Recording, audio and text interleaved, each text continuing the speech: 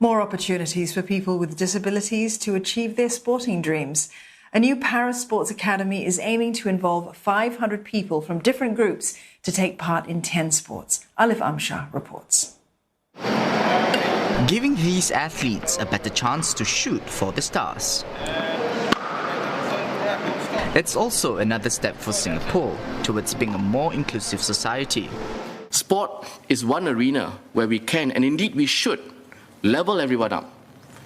Through sports, we can empower persons with disabilities in deeply profound ways to help them realize their full potential and raise their visibility and prominence in society. For many para-athletes, their stories attest to the value of sports in Singapore, playing a pivotal part in building an inclusive society. It starts in the first phase with 6 sports, including wheelchair basketball, para-swimming, cerebral palsy football and para-athletics. Another 4 will be rolled out in the next stage. An advisory panel comprising athletes and coaches will be set up to guide the development of para-sports. More coaches will also be equipped with skills to teach disability sports. Over the years, efforts to support and promote disability sports in Singapore have progressed by leaps and bounds. For example, people with disabilities will have more access to sports facilities in the coming years. By 2026, Sports Singapore aims to have up to 24 inclusive sports centres, up from the current 11.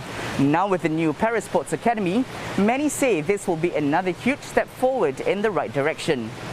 I feel that it will be a bit more accessible for people with disabilities to access sports.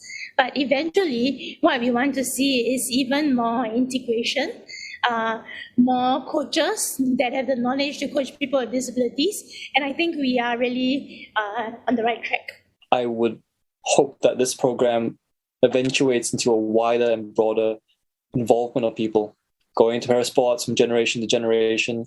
And you see that link, you see that community being built, that sort of value being put into the system and understood as a meaningful part of the wider sports ecosystem.